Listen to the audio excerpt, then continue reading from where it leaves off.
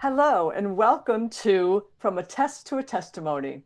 I'm Michelle Drew, and this is a space for real conversations with real people about the moments that changed everything, the seasons that tested them, the turning points they never expected, and the meaning they discovered on the other side of that challenge. These stories aren't about perfection or having it all figured out. They're about resilience, growth, and what happens when life takes an unexpected turn. I'm so glad that you're here, so let's begin. Today's guest is Deb Krier, and her test to testimony story begins with a cancer diagnosis. In fact, more than one. Stage 4 breast cancer. And Deb, you can correct me if I'm wrong later. I believe it was triple positive. Yep. Basal cell carcinoma hmm and thyroid cancer. Tests that didn't just impact her body, but challenged her identity, her focus, and how she showed up in the world. Deb knows firsthand that cancer doesn't pause leadership, responsibility, or life. It forces hard decisions about visibility, vulnerability, strength, and control. Through her own journey, she learned what it means to navigate fear while still moving forward, and how resilience isn't about pretending that everything is fine, but about finding clarity in the middle of uncertainty. Today, Deb uses her lived experience to walk alongside others facing similar tests, helping leaders and individuals to move from diagnosis to direction, from survival to purpose. Her story is a powerful reminder that even in our hardest moments, something meaningful can emerge, and that our testimony is often born directly from something we never would have chosen. Deb, I am so Oh excited my about this gosh, what an interview. intro. Woo! I can't take credit. I would, but I can't. Well, I didn't write it. Yeah. I have been looking forward to this interview Mhm, with you. We had a little chance to talk mhm. last week, and I was Yes. so incredibly inspired. I'm like, please let me interview you. So, can you take us back Mhm, just a snapshot of what, where you were in your mhm, life when you got that mhm, moment of the kick in the gut, like, mhm, okay, mhm. things are about to change? Yeah. Well, it was about 10 and a half years ago.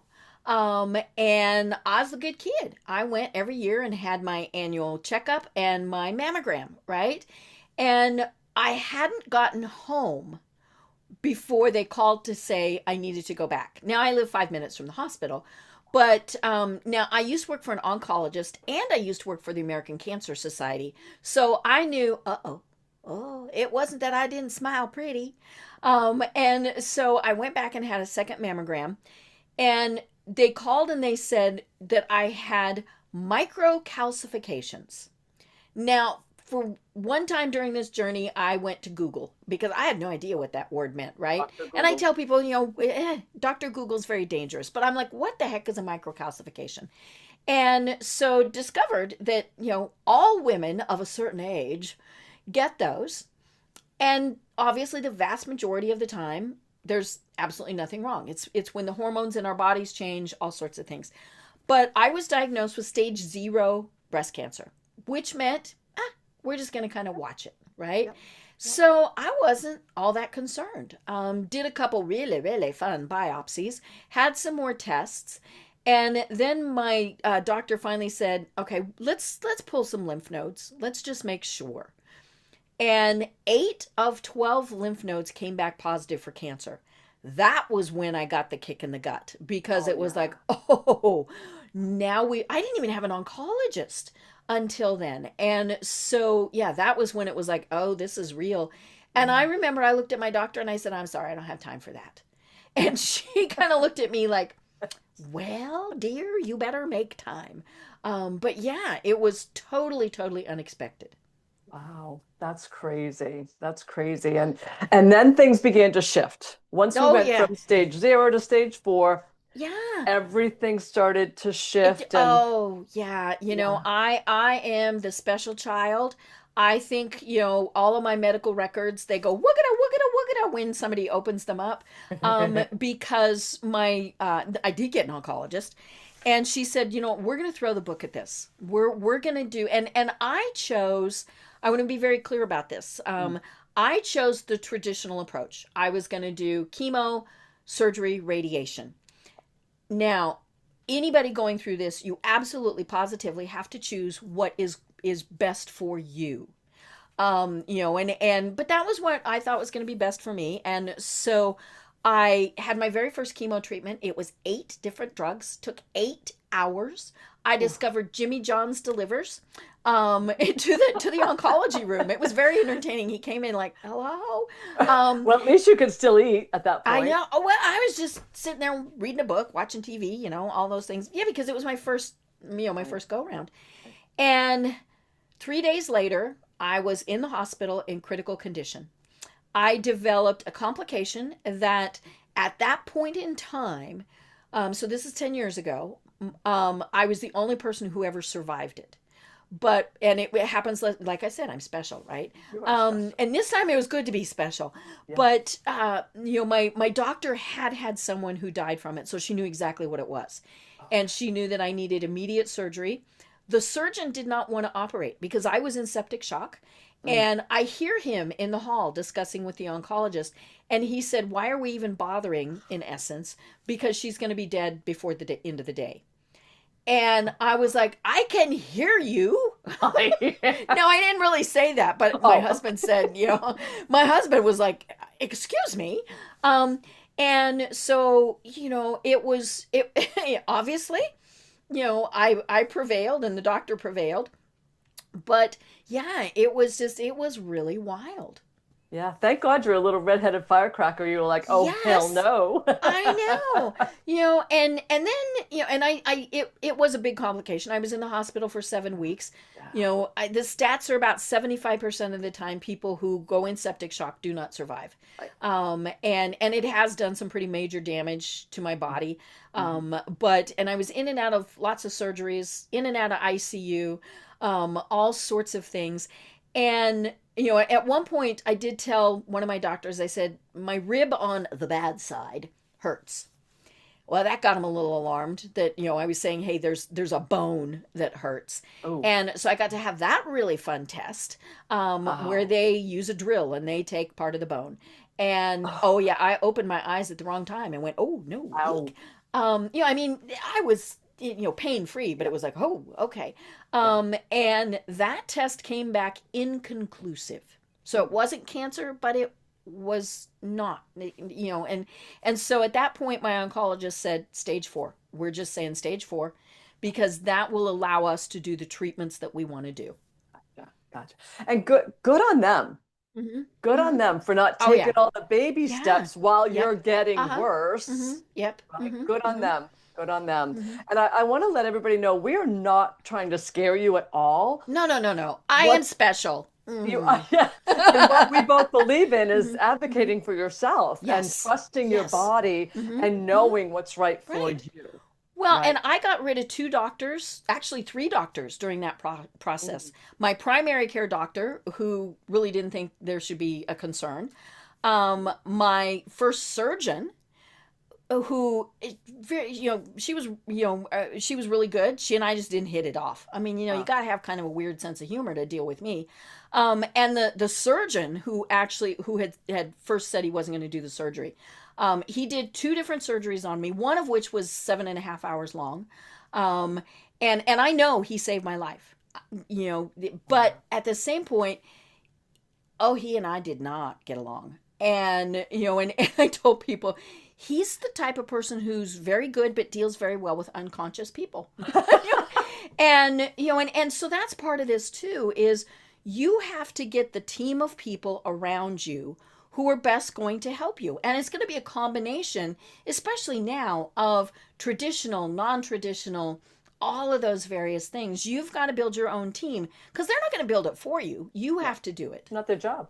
Mm-hmm. Not their job. And I love that in the world we live in today, everyone's more open to a combined treatment. Yes. Yeah, that's so And important. I tell people just make sure everybody knows what's going on. Yeah, If say you have a naturopath and they've prescribed some herbs, some things like that, just make sure that your Western medicine doctors know, yes, because you want to make sure there's no conflicts and yeah, things like that. But if anybody goes, oh, then you know what? They're off the team. yeah, yeah, exactly. Especially Hmm. without an absolute reason Right. why. Hmm. It's Yeah. like that will interfere with Hmm. XYZ. So Hmm. can you get back with your naturopath and Right. figure out another way? Yeah. Yeah, Yeah. yeah. Hmm. I get that. I get Hmm. that. You and I are so much on the same page. I Hmm. love it. Hmm. I love it. Was there a moment in this journey, or like Hmm. several, where you just felt overwhelmed and unsure and just like, oh, oh, Hmm. there had to be. There were, it was not when I was initially diagnosed, because like I said, Yeah. they went, yeah. Stage zero. Yeah. Um, they were getting ready to take me in for my third major abdominal surgery. I've lost about half of my digestive tract for a variety of reasons, and they were getting ready to take me in, and it was overwhelming. And Mm, I remember I started crying, and mm, that was only the second time that I cried, except from pain, right? yeah. Um, and I looked at my husband. He was the only one in the room with me, and I said, "What did I do to deserve this?" Mm. And of course, that upset him so much that then I felt bad that I upset him, and there were all those other things. Yeah. But yeah, it was like, seriously, I'm not a bad person. I'm not an Yeah. axe murderer. I save spiders. All of this. And so what did I do to deserve it? Yeah. And of course, maybe it's that I could get through it. Yeah. That you had the strength Mhm. and that you Mhm. would do something with this Yeah. test on the other Mhm. side, Mhm. that you would Mhm. take it and do good with it. Mhm. You know, Mhm. not that, not that that makes it any better, Mhm. not at all. So who has helped you to stay grounded when everything else felt Mhm. uncertain? And I think this will be a Mhm. good time for us to get into our little Mhm. sidetrack that we've talked Mhm. about Yes. that, Mhm. I think is Mhm. so, so, so Mhm. important. Right. So who Yeah. helped you to stay Yeah. grounded? And then we'll kind of take that Well, road. my family, of course, was first and Yeah. foremost. My mom, I am an only child, and my mom came from Kansas. I cannot imagine that phone call Oh, where my husband called her and said, she's gone in for surgery and you're not going to make it here. And so she came out, and her sister came out with her, who at that point was a practicing nurse practitioner. She has retired, but she spoke that language, and so it was okay. very important that she was here. But I have this community of people, and it's really funny because it has been such a blessing to have all of these people. Some were totally unexpected, but you I tell people, you can't do this alone. You absolutely cannot. You have to have your tribe. I tell people I'm a warrior. Not everybody likes that term, but I'm fighting for my life, so I am a warrior. Absolutely. But no warrior ever fights alone, right? They True. always have a tribe around them, and that tribe is going to be your family, your friends, your medical team, your Mhm. caregivers, your friends, all of those people. And so you bring all of those folks together, so you've got this great community. Yeah. And actually, the people who live to be Hmm. 100 and beyond, Hmm.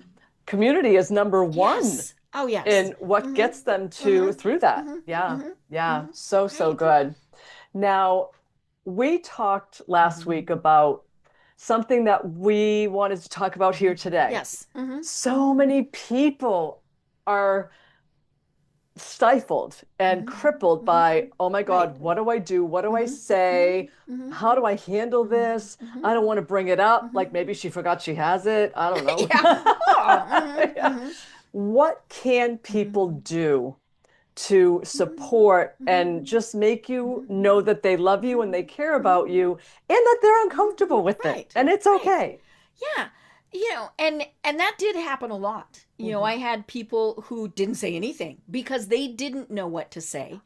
And then there were the people, I love the ones, you'll get through it. Now, somebody tells me that they've got cancer and I say bad words, because anger is in there.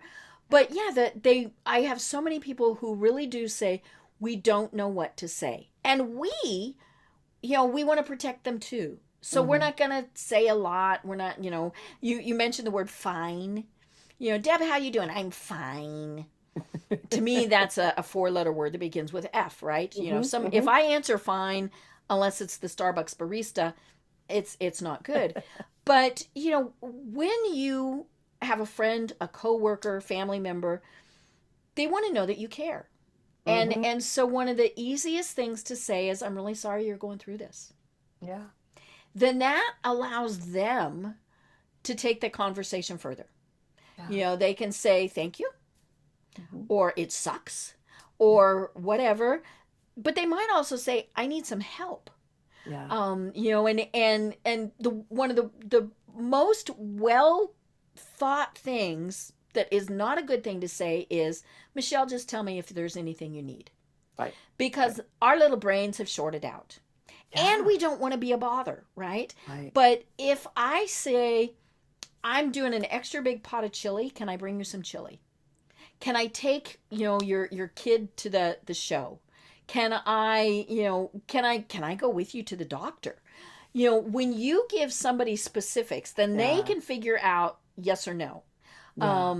I had people that said, hey, we're going to bring dinner on Thursday. Thursday is not good. Could you do Friday instead? Hmm. Right? But give them something specific to do. And for the person who is, going through this, it's people want to be helpful. Of course. So it's okay to reach out and say, I really need somebody to go to the grocery store for me. Now I really want to see one of the drones. I just want to order something so I can have a drone deliver it, right? But but yeah, to say, I need this at the Yeah. grocery store. Can you get this prescription for me? Can you Yeah. drive me to treatment? Yeah. Once my husband went back to work, I still needed driven to doctor's Right. appointments and all sorts of things. Yeah. And I had friends who came and drove me, Yeah. and because my mom wasn't able to, Yeah. and so, they'd come and we'd drive, and then I would usually treat for lunch, right? Yeah. Even though they never ever expected anything, Right. but, they liked being able to help out, and so it was good for me Yeah. to be able to ask them that. Yeah. It's good for the soul Hmm. to do a Hmm. good thing for Yes. another Hmm. person. Hmm. Yeah. Right. And one thing, Right. being an animal lover, one thing Hmm. that you mentioned in our Hmm. conversation is like, could you take the dogs out for a Hmm. walk? Yeah. Right? Oh, Because yeah. you can't do it. Right.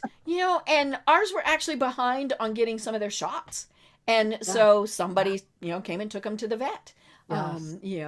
And so yeah, your pets and your kids, they kind of Yeah. get lost in the shuffle of all of Yeah. this. And Yeah. so anybody who can help with that, that's going to be a treasure. Yes. Yes. That makes a lot of sense. And um, and that's in any situation. That's if Hmm. somebody had a Hmm. death in the family, Hmm. lost their Hmm. husband or their wife, or, Right. Hmm. a diagnosis Hmm. of any kind. I mean, Hmm. in any Right. situation, Hmm. Hmm. just say, Hmm. I'm really sorry you're Hmm. going through this, and Right. let the Right. conversation Hmm. unfold from Yeah. there. And Hmm. you've given me some great tips on Hmm. how I can be of service to others when they're going Hmm. through something like that, for Well, sure. and just think, if the shoe was on the other foot, Yeah. Yeah. what would you need? And it is hard. And I tell people, I'm an only child. I am Mm, very independent.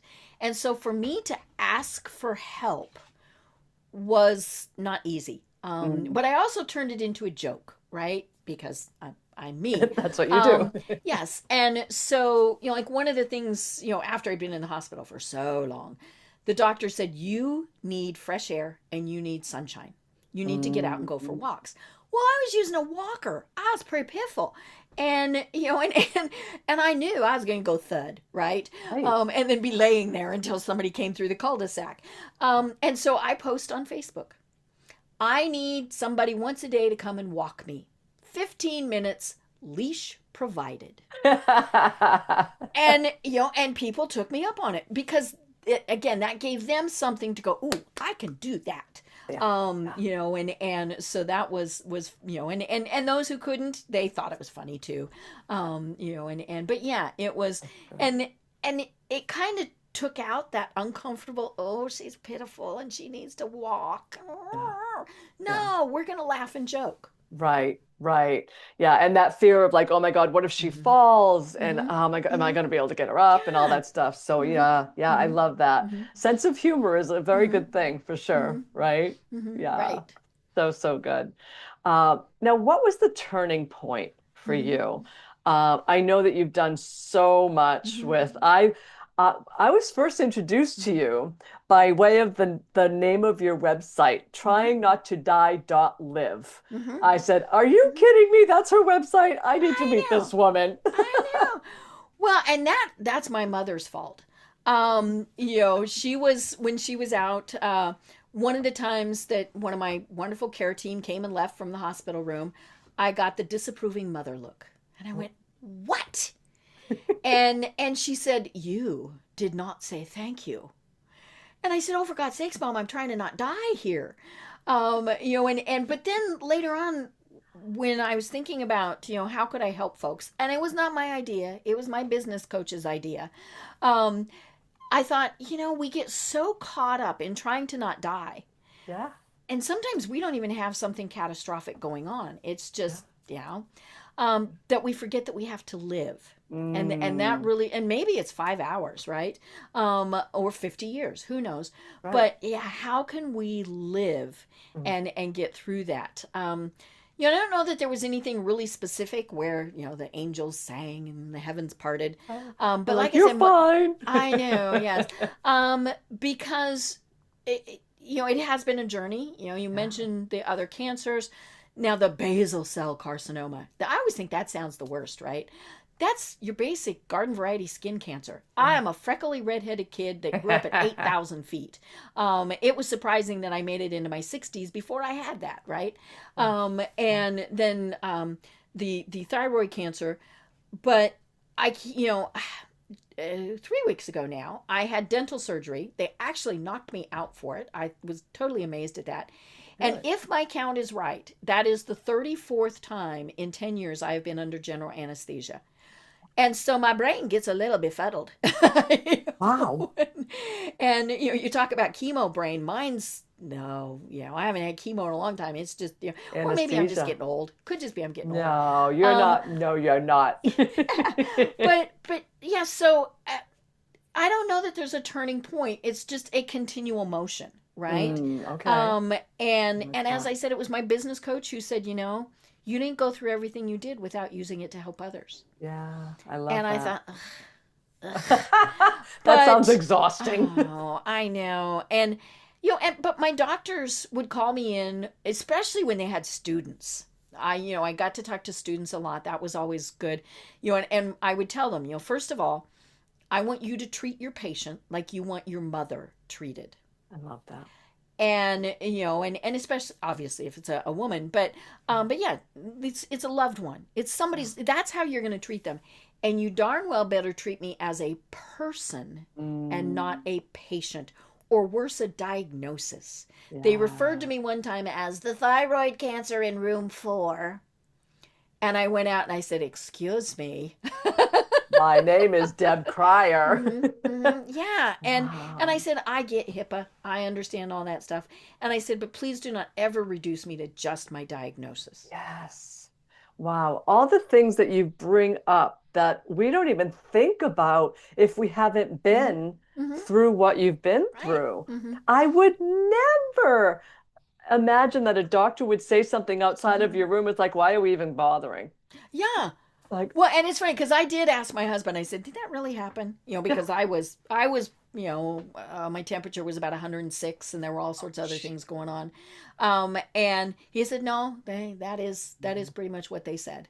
Oh, And because yeah, when you get pretty wonkadoodle, all sorts of fun things happen. And I always tell people, I'm in that land where you're coming out of the anesthesia. I always wonder what I say, right? It's like, With 34 times under, you could probably write a book on that. oh, I asked the dental surgeon, I asked his staff, I said, so did I say something really stupid? And they just laughed. I thought, uh-oh. But I mean, they're used to it. I'll And, bet. and I'll bet. so, but That's probably dinner time conversation for them, yes. right? Oh Oh, my you're not God, going to you're not gonna believe what believe. this one Yes. said today. Mm-hmm. Mm-hmm. Yeah. And a lot of so I was on some pretty hefty pain medicine, and I hallucinated. Now that was entertaining. And I'm not I'm from Colorado. no pot, never, I was always the good kid, right? Yeah. And so when I started hallucinating, it was very bizarre. I was like, and the walls moved. I was like, whoa. Whoa. And luckily, like we've been saying, I said, excuse me, I don't think the walls are supposed to move. And they changed the drugs. Yeah. But but yeah, it really has been entertaining. Yeah. Oh my God. And The fact that you look at it that mm, way, I just adore you. well, you know, uh, it's yeah, it's horrible. It hurts. I mean, I'm when we're done, I'm gonna go take a nap.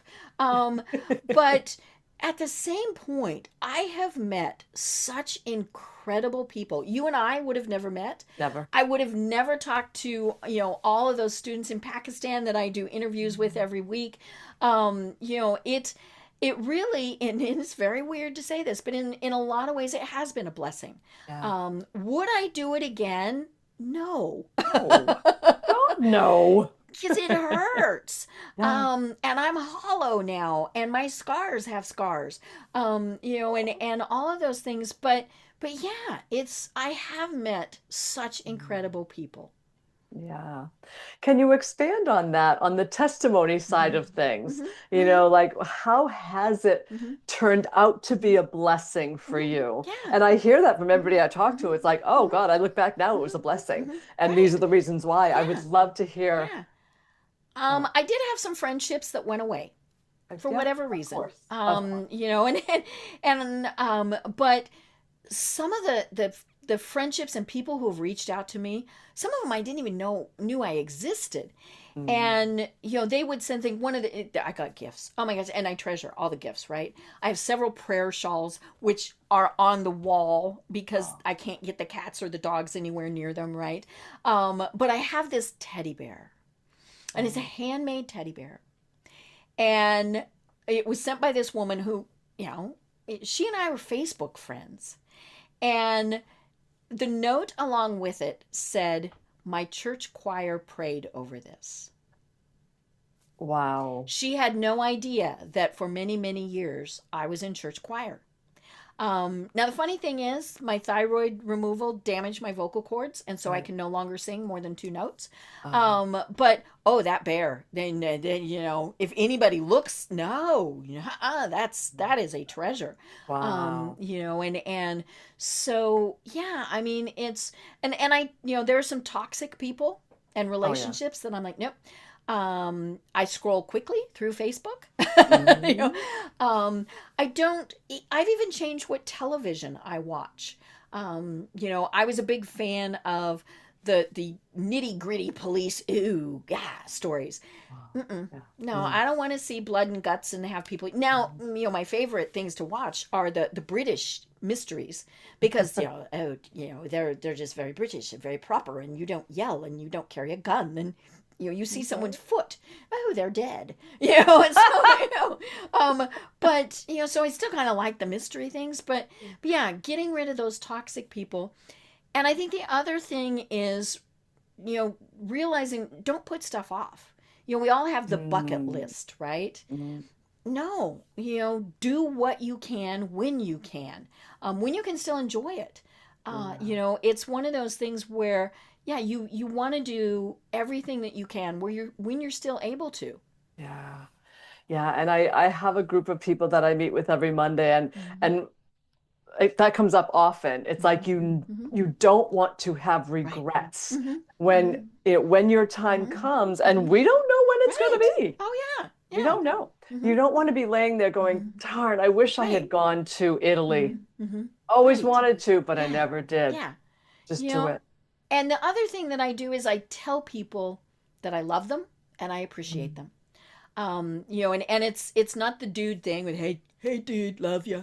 right? It is heartfelt. Yes.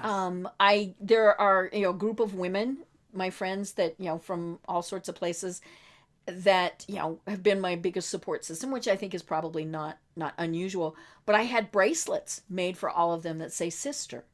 Oh, And sometimes when you tell somebody that you love them. They look a little startled because Yeah. they're not used to that, Used to it, but right? they know that I'm going to do that. Yeah. And Yeah. so, and And I it don't care if is, you say it back, yeah, but yeah, yeah. and it is heartfelt. I mean, it Yeah. really is, something that is heartfelt. Because, Yeah. like you said, we never know. We might not get another opportunity to say it. Yeah.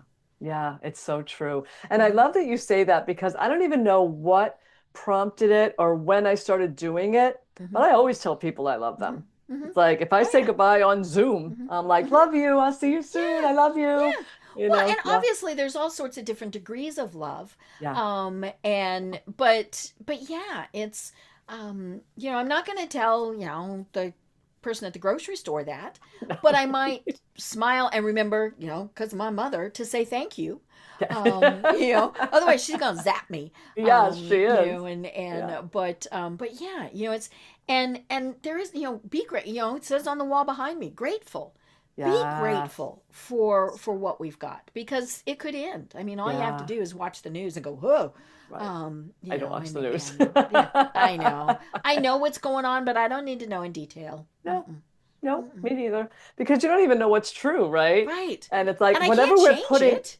right, Mm-hmm, exactly. Whatever mm-hmm, we're putting in our mm-hmm, mind, from mm-hmm, music mm-hmm, to mm-hmm, news to mm-hmm, TV programs, mm-hmm, that's mm-hmm. talk. It's either Yes. toxic or Mm-hmm, it's mm-hmm. uplifting, and Yes. and it, Mm-hmm, you know, mm-hmm. goes the other direction. And I, Yep. I opt for Mm-hmm, the other mm-hmm, direction for mm-hmm. sure. Yeah. Yeah.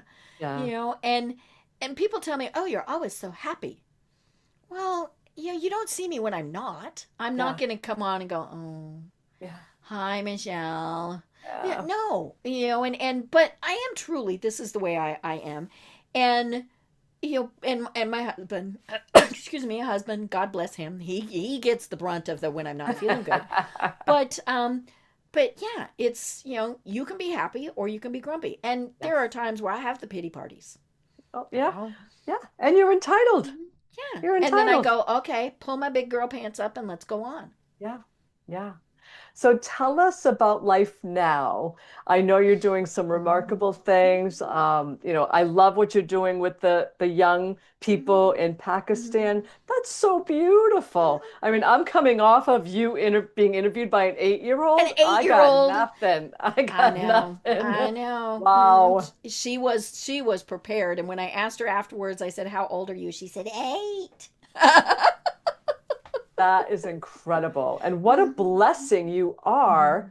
to those young people. That's Well, amazing. and the questions she asked were incredible. And like one of her questions was, "How do you help people through a mental health challenge?" She's 8. 8. Hmm. Wow. Hmm. I Wow. know. I was like, oh my gosh. I tell people, I when I wake up in the morning and I'm not under 6 feet of dirt, it's gonna be a good day. Good day. Yeah. And so I try to live my life like that. I have learned to delegate and to say no. Mm. No is a complete Yes, sentence. and No, does period. not, yes, no explanation needed, just no. Yes. And really to be grateful, to Hmm. to think, okay, Yeah. this is going to be a good day. Yeah. Yeah. So good. So good. I love this conversation. Love it so much. I would tell us, well, I already did talk about what Hmm. your website is. So Hmm. go ahead and tell us a little bit Yeah. about your website, what we can find there, Hmm. and Cool. how we can Well, support you. I didn't even say thank you. Thank you so much. Oh, My mother just, there was a tweak, right? Um, and you're she's so actually on welcome. my tattoo, because she's one of my Oh, angels, and so she is there. beautiful. But yeah, thank you so much. This really has been absolutely wonderful. And so my website is tryingnottoDie.live, and you can find ways to contact me there. There are resources. I do blog posts.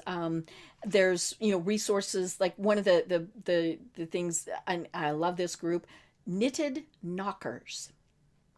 You can kind of guess what those are, right? I Um, kind of think I can, yes. yeah, yeah, and of course I do have some, and they are Lucy and Ethel, because right. um and there's also a link there to our Facebook group, and would love for anybody to be a part of the group. whether you are going through this or not. And honestly, I hope you're not, really. Um, but yeah, so join our Facebook group. I do, it is a private group, so I just double check everybody who wants to come in. But and that is the best way. I mean, you can find me on LinkedIn, all the other places, but trying not to die.live is the best resource. That's awesome. I love that so much. Deb, thank you. This was such a thrill for me. I've been looking forward to it since we met last week, Mm-hmm. and I'm just so grateful. I'm so, so grateful. Thank Again, you. thank you. You, you bet, you bet. So I want to thank our audience as well. Thank you for listening and being part of this amazing conversation. If this story spoke to you, please subscribe and share. Share it with someone who needs to hear it. New episodes of From a Test to a Testimony drop twice a month on the 11th and the 22nd. I like double digits. And I'm just grateful that you're here. I'm so glad that you're here listening and appreciating these beautiful stories that keep coming to our way. So thank you.